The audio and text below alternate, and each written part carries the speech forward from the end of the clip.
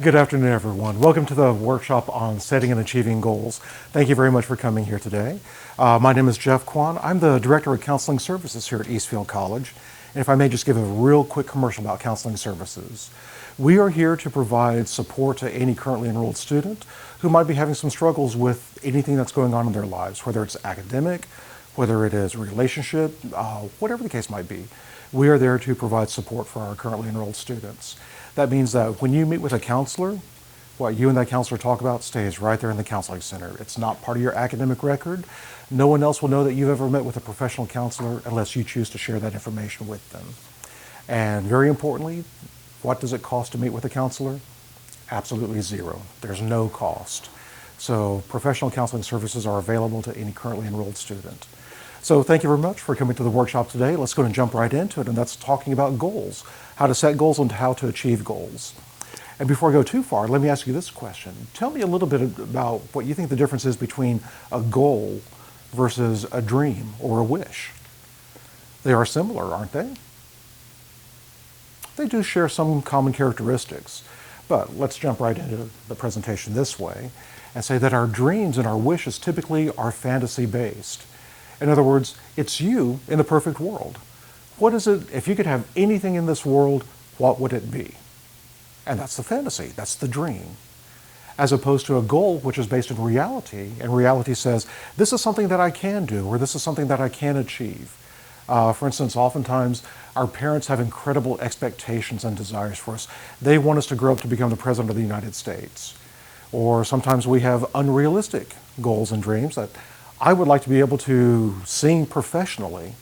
I'd like to be a wonderful dancer. And I know that for me, that's not achievable. In fact, I tell people, you'll never see me singing and dancing because Dallas County has obscenity laws. Some things cannot be seen or heard. So dreams and wishes, they're based on fantasy. They're based on desires. And basically it comes down to, I can be anything that I want to be. And the reality says, in achieving goals, we become what we do want to become that is based in realism. In other words, I know for me personally, I will never become President of the United States. It's not my wish, it's not my desire. I'm qualified to be president, but I know that I'll never achieve that because it's not a dream or desire, nor is it a goal of mine. So the key to goals is to recognize that they are based on reality. In other words, what is within your power and control? What can you achieve? What are some of the things that you can do to meet that point in your life? All right, so let's talk about setting focused goals for just a moment. And a focused goal basically is covering 5 different areas, and that's that goal has to be a fit for you. In other words, you've considered your various options, you've taken in your dreams and your desires, and you've recognized that, yes, this is possible for me to do. It's something that I want to do, and it's something that I can do, so therefore I will do this. In other words, your desires, your wants, mesh in or align with your abilities. Now, you may not have the ability at this moment in time, but the key to goals is that they are something that will be achieved in the future. Now, we can look at a very short-term goal, something that happens within the next couple of minutes. We can look at intermediate goals, something that happens within the next couple of days, weeks.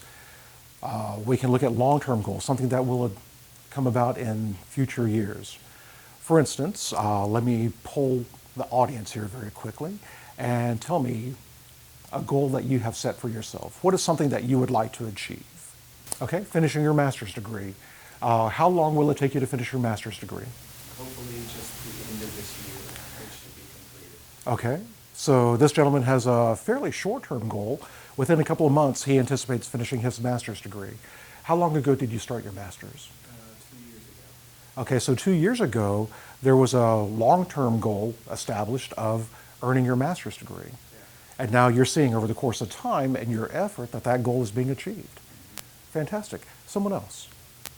Yes, sir? I'd like to achieve my background in computers or Okay. computer associates computer science. Okay, fantastic. And how far along are you in that process? First year. Excellent. Okay, so you'd like to earn an associate's degree, an associate's degree in computer science. All right, that's a long-term goal, and you're taking the steps to achieve that. You're in your first year of college for that. Excellent. And how about you, ma'am? I want to teach music. Okay. I want to be a teacher and maybe help other students. with Excellent. music. Excellent. And when do you hope to be able to do that? As soon as you finish college, okay? And that can be anywhere from 1 year, 2 years, 4 years, 8, 15, 20 years. You're the one who gets to set the timetable on that. That's something that's within your power and control. Okay, and you, ma'am? Fantastic. So you want to boost your GPA so you'll be accepted into a 4-year university to earn your bachelor's in nursing. Excellent. Again, I'd call that like an intermediary or perhaps even a long-term goal, something that is achievable within the fairly near future, being within a couple of years. Excellent, very good. All right, so the goal has to be fit for you. In other words, there is no other you. There is no wonderful, unique you besides you. It's unrealistic for me to want to become a singer and dancer. Not going to happen. That's not a good fit for me. So I could have the dream, the desire to become a singer and dancer and become famous and make millions of dollars and all that fun stuff. Not going to happen. That's not a good fit for me. All right. And ownership. One of the best things about ownership is that it falls back within your power and control. You are the one who has that wish, that dream, that desire, and the ability to achieve it. So if it's realistic for you, you can own that. It is your goal to own. No one else can have the same goal as you because no one else is the same unique, wonderful you. All right, the goal must be concrete. In other words, it's something that should be measurable. Let me use this gentleman's example of a master's degree. It takes 2 years to finish a master's degree, and there's a concrete plan for achieving that master's degree. He must take this course and this course and this course and this course before he can earn that degree. Whether it's an associate's, whether it's a bachelor's, whether it's a master's, there's a plan to achieve that goal. And each of you has decided that that plan is concrete. It is realistic. It is achievable. One of the areas of flexibility is time. Can it be done within 2 years? Absolutely. Can it be done within 2 years? Within 3 years? Within 5 years? Absolutely. You get to set the timetable for that. All right? The focus goal must also be useful. In other words, would you choose something?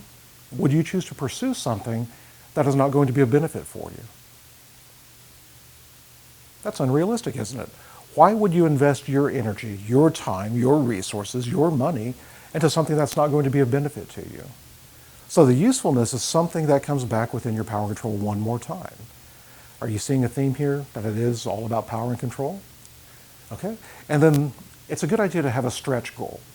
Let me define it this way. A stretch goal is something that is going to challenge me to go beyond who I am right here in the present. Okay? I can have a goal of walking down to the cafeteria and getting something for lunch after I finish with this workshop. That's attainable, that's achievable, it is immediate, it's going to happen within the next hour or so. But I could say, you know, it might be better for me to bypass lunch because I need to drop a few pounds. So I'm going to hold off, I'm going to skip over lunch, and I'll wait till dinner time. I'm going to stretch fulfilling my desire to eat something until later on this evening. Now, that's kind of a silly stretch goal, but it's something that's personal. When you set a stretch goal, you're saying that who you are right here in the present is good enough. Nothing wrong with that. But let's bring in a challenge to motivate you to go beyond who you are right now. In other words, do you want to be the exact same person you are right now here in the present 5 years from now? Or do you want to be different in some way? In order to be different, there's got to be some challenge that motivates you to bring about that change. That's where stretch goals come in. This young lady wants to become a nurse at some point in her life. She's not a nurse at this time, so she has set a stretch goal that says, although she's happy and content with who she is here in the present, she actually wants to achieve more in the future. This gentleman is working on becoming a counselor. Several years ago, he says, I'm going to challenge myself. I like who I am right now, but at some point in the future, I want to be something different. I want to become a counselor. So he set a stretch goal of earning the master's degree for that licensure. All right? Let's talk about SMART goals for just a moment. You'll see a lot of overlap between the ideas here, and that's because they become personalized towards you. A SMART goal, it must be specific. Okay? S in SMART stands for specific. In other words, it's nice to say, I'd like to have a higher GPA.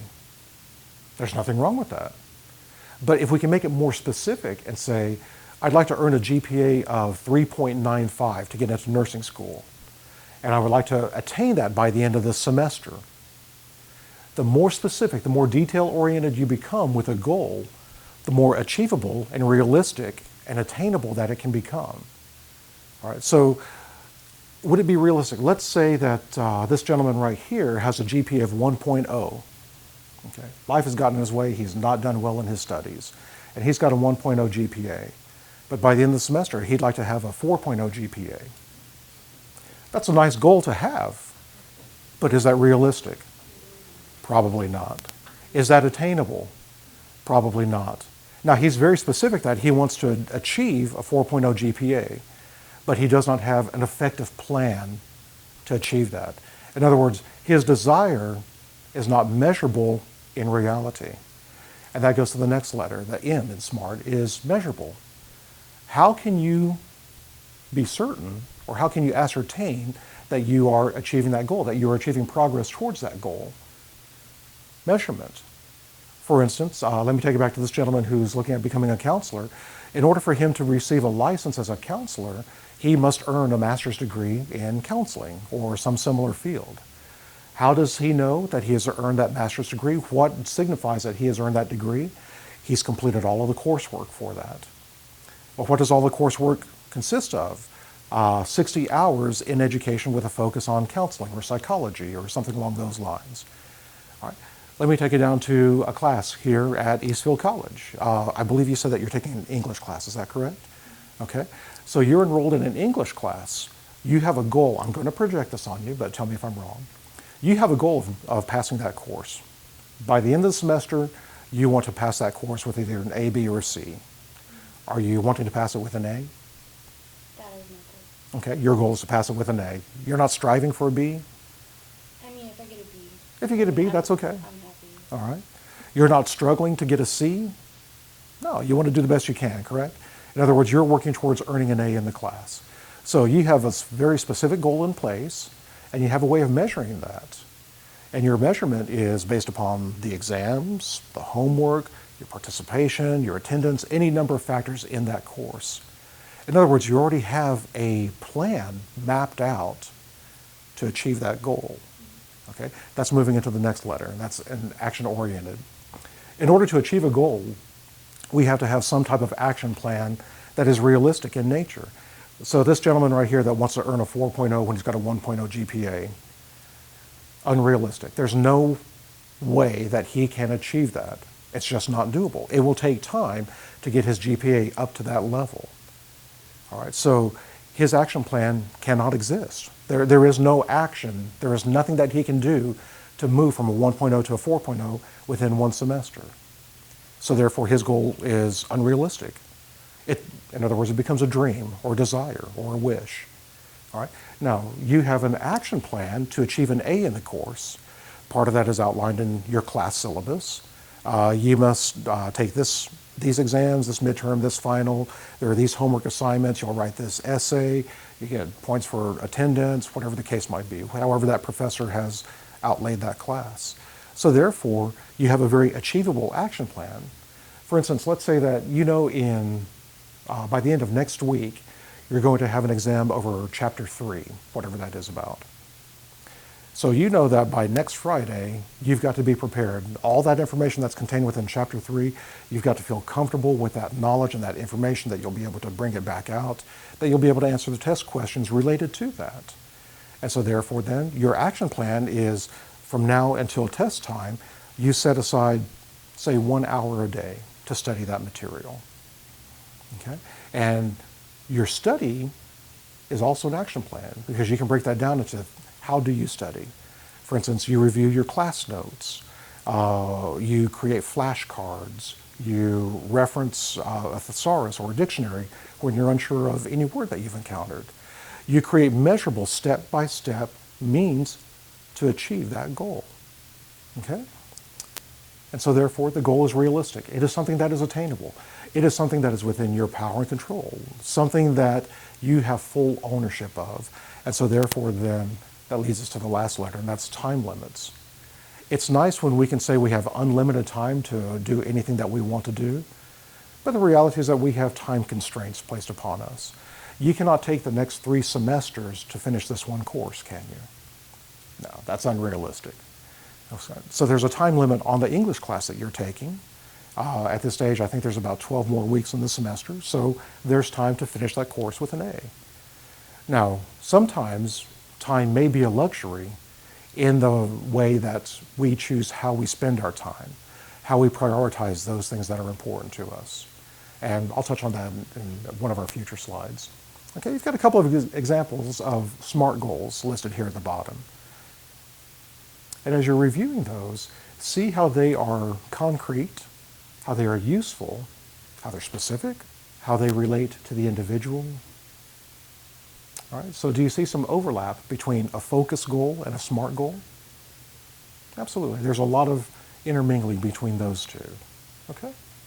All right, so some of the different types of goals, or the kinds of goals, and I've touched on this just a little bit, but we have immediate goals, something that should occur within the next couple of minutes, something that should occur within the next hour or so. We have short-term goals, all right, finishing your master's degree by the end of this year, short-term. Finishing your English class with an A, short-term goal. It's something that's very close in the near future. All right, intermediary goals. Sir, would you be considering going on for a PhD? Yeah, actually, yes. Okay, so he has a long-term goal of becoming a doctor, earning his Doctor of Philosophy degree. That blends over between the intermediary and the long-term because you're the one who gets to choose that time frame. Let's say that realistically for this gentleman, he can earn his PhD in another 2 years. And this person over here may need 4 years to earn that PhD. Is there anything wrong with the time frame for either one of them? No, because they get to choose that priority. It's more important for this person to finish in 4 years. It's more important for him to finish in 2 years. Both have high levels of importance that they're exercising from their power and control. Okay? All right, so let's talk about writing goals. Basically, there are 4 steps to writing a goal. And I know I'm repeating myself here for just a moment, so if you'll indulge me. Part of that is to set specific goals, something that is achievable and attainable. My goal is to be able to levitate off this floor and dematerialize, disintegrate through this wall and reintegrate, come back together on the other side. That's my want, that's my desire, my wish, my dream, and it is very specific in nature, but it's not going to happen because that's outside of my power and control. It's outside of my ability. Okay? So setting specific goals is great as long as they are grounded in reality as well too. All right? What about setting a target date and time? 2 years to finish a PhD, 1 semester to finish an English class, 2 semesters to finish the transfer courses to move towards a 4-year university for a Bachelor's of Science in Nursing. All right? Here's the hard part. What's within our power and control, we can take responsibility for that. But sometimes there are so many things outside of our power and control that interrupt us. And sometimes our time, our target date that we set, may have to change. Nothing wrong with that. If it is outside of your power and control, it's not yours to own. It's not yours to be responsible for. If it's within your power and control, then you can't accept the ownership of that. Okay? So let's say, I'll use this gentleman again. In 2 years, he wants to finish his PhD. All right? And he's busting his buns with all of those courses. In fact, he already has a good idea of what his dissertation is going to be about. In fact, I know this guy. He's already written part of it in advance. That's the kind of guy that he is. And a year from now, he's ready to go argue his dissertation before that doctoral board. And he gets in a car accident. And he's not able to finish that course at that time. He's got to take a semester off. Well, that means that his target date and time has just changed, completely outside of his power and control. So what he can do to bring it back to his power and control is he can now realistically say, I cannot finish in 2 years, so instead I'm stretching that to 3 years. He's giving himself time for recovery and preparation and moving forward. In other words, he's taking back ownership of his goal. All right? Third step is to identify the specific steps. What actions or behaviors will you do to achieve that goal? Now, when it comes to coursework, when it comes to classes, oftentimes we already have that plan mapped out for us.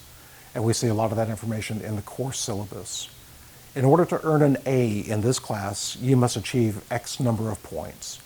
And you can achieve X number of points by taking these exams and turning in this homework assignment and writing this journal exercise and attending these workshops and whatever the case might be. That's work between you and that professor to say, how can I earn my grade in this course? What steps do I need to take to achieve the highest grade possible?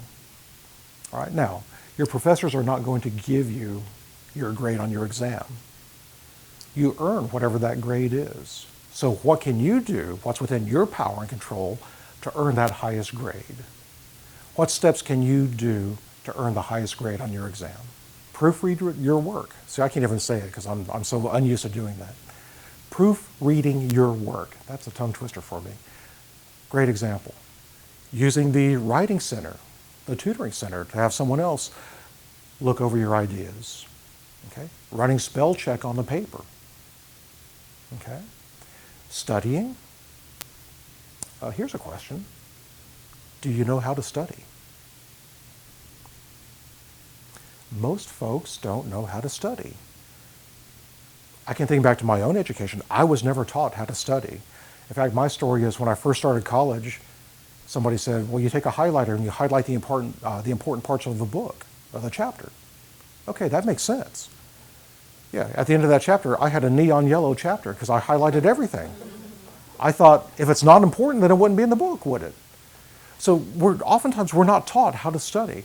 Let me encourage you, if you don't feel like you have good study skills, there's a couple of courses here on the campus that are offered to help you become a successful student. Human Development 92, Human Development 100, EDUC 1300 or Psych 1300. Those are all courses based on student success. And you pick up study skills in those classes. What about taking notes? Are you a good note taker? Do you do an outline note, a Cornell note? Do you do a mind map? Whatever works best for you. And if you're not familiar with those things, there are resources available to take advantage of. Okay, so after you've developed what the steps are, the specific behaviors or actions, those things that you will do, how about those things that you will not do to achieve the goal? For instance, if your goal is to earn an A in the class and your entire course is based on the final exam, it's not a good idea to go out the night before the final exam and party all night long. Okay? Studies have shown over and over and over again, pulling all-nighters, whether it's studying or it's out having fun, is not beneficial. Okay? So your actions, your steps, your behaviors that you identify can be proactive. I will do this, I will do this, I will do this, I will do this. Or they can be responsive. I will not do this, I will not do this, I will not do this. You're the one who gets to choose what those actions are. What steps do you have to take in order to achieve your goal? All right? And then the last part. Here's a fun part. Planning an internal or external reward for what you've accomplished. There is absolutely nothing wrong with patting yourself on the back. When you achieve a goal, reward yourself for it because you followed through on a commitment. You committed to finishing this degree, this course, whatever the project might be. And you've had the resources to achieve that. You've used those resources, time, energy, motivation, to achieve that goal. Well, reward yourself for that. It doesn't have to be a financial reward. If it is, fantastic. If it isn't, establish what you want that reward to be. I'd like somebody to say, Jeff, good job, well done. Those words of affirmation mean a whole lot to me. Sometimes I'd like somebody to come up and just pat me on the back and say, man, I really needed that. Thank you so much. Sometimes I'd like to be financially compensated. Here's a fee for speaking at this presentation. Thank you so much. Sometimes it's looking at the feedback on the course evaluations. Internal motivation says, I'm taking this inside of myself. I appreciate these things. External motivation are those things outside of us, such as money. Nothing wrong with that. Okay. The accolades, the applause from others, whatever the case might be, whether it's an internal or an external reward, be sure to reward yourself for that. Now, let me be very cautious to give one example that's not all that beneficial. Here I am trying to lose weight, and I've reached this goal. I've dropped 10 pounds.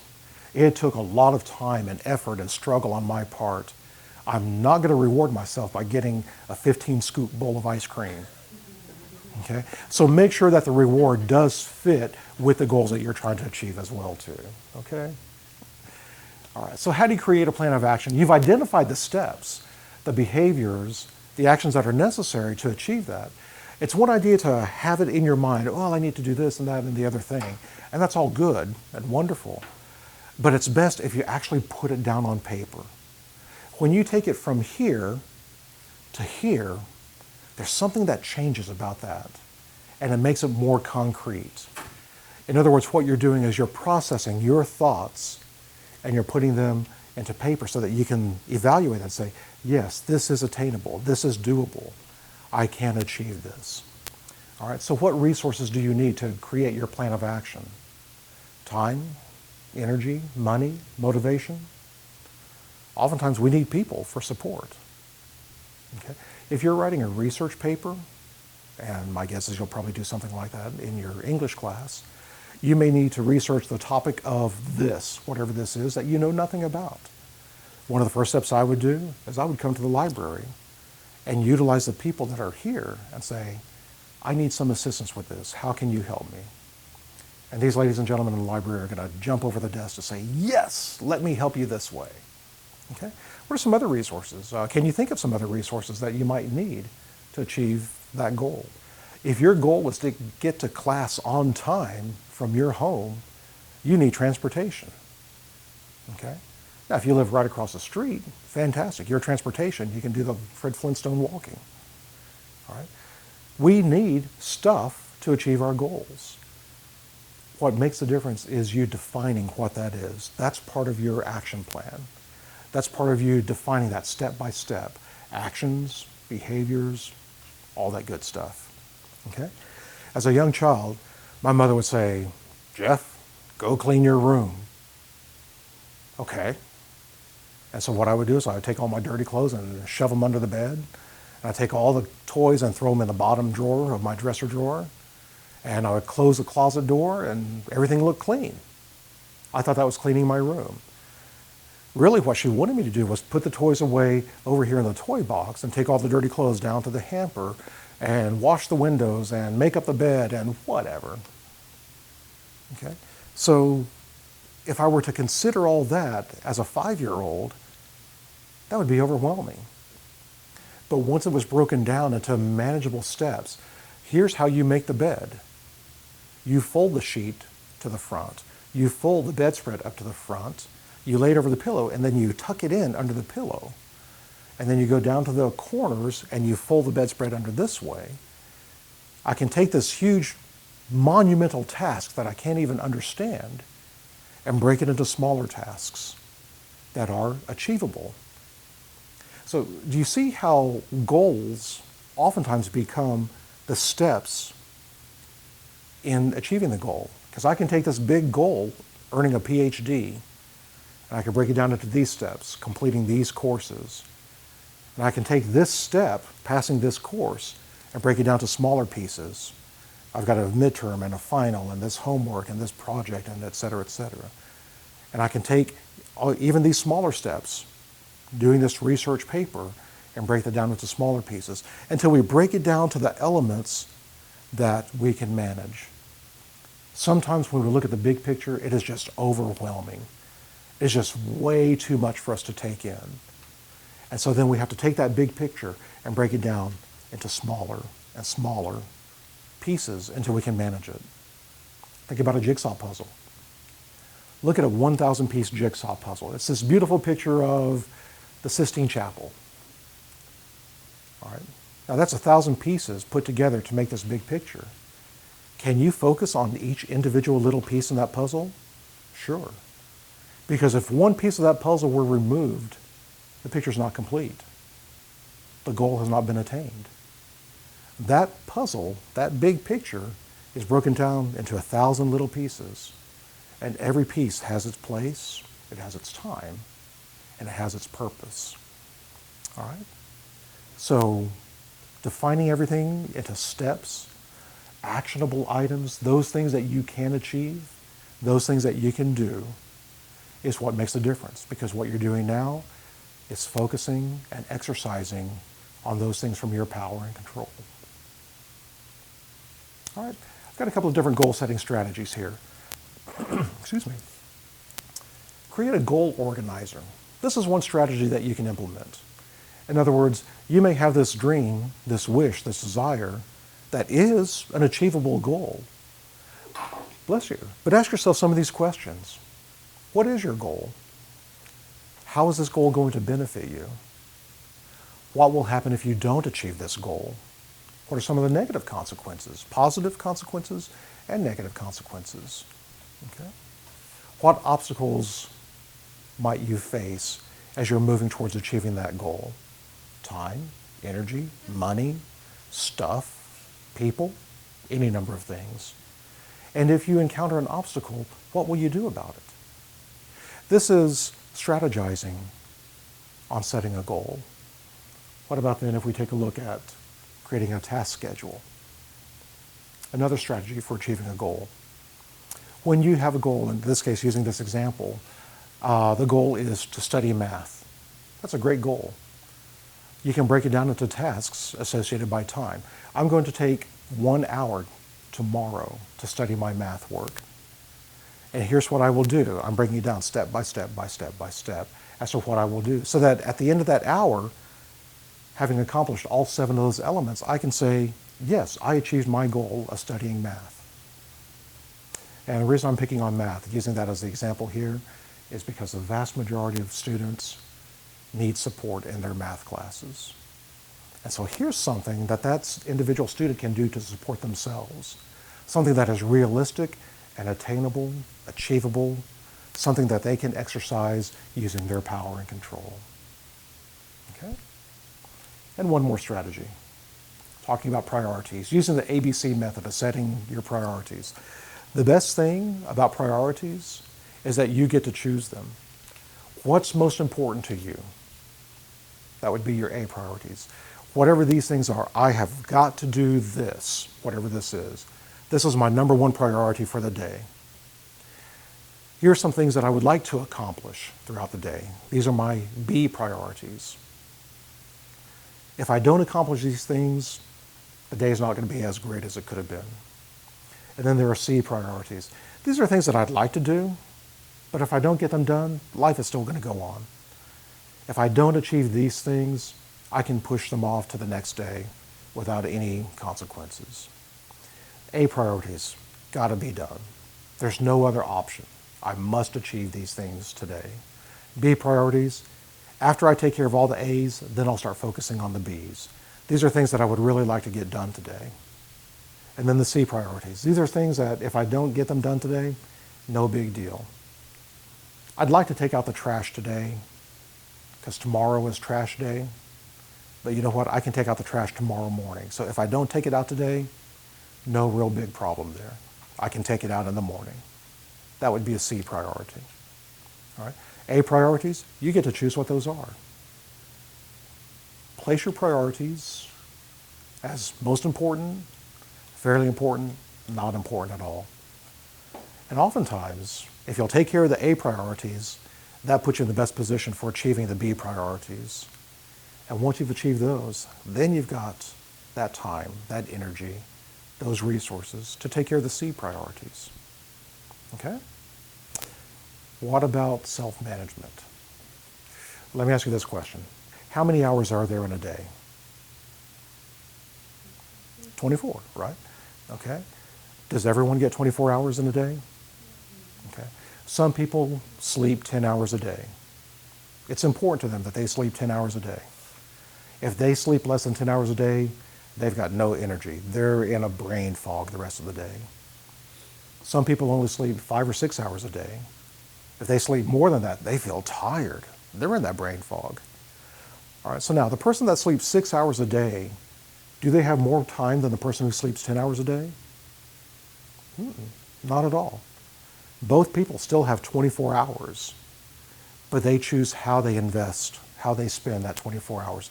This person chooses to prioritize 10 hours of sleep because that's what that person needs in order to function well. This person chooses to prioritize 6 hours of sleep because they need more than that and they're not functioning well. Now, this person has more awake time, but what are they doing with that time? Are they using it productively? That's within their power and control. This person has less awake time, but this person is taking care of themselves by sleeping that 10 hours a day. There's nothing wrong with either one because we all have the same amount of time. And that kind of goes back to the idea about self-management. If we manage our time, we find that we put ourselves in a position to manage everything else in a much greater ability. Okay? Take a look at your goal-setting strategies and see how well they play in with what you're wanting to achieve. Monitor your progress. That means that every now and then, step back and take a look at what you've done and what you've not done, what you've been able to accomplish, and that has yet to be accomplished. Sometimes life gets in the way. There's an obstacle that comes our way. We encounter an obstacle, and we have to make adjustments. We have to change. We have to be flexible in some form or fashion, and that's okay. As long as we put it back in perspective of, I'm now going to do what's within my power and control, then that puts me in the best position to achieve that goal that I want to achieve. And I thank you very much for allowing me to be here and spending some time with you today. Thank you.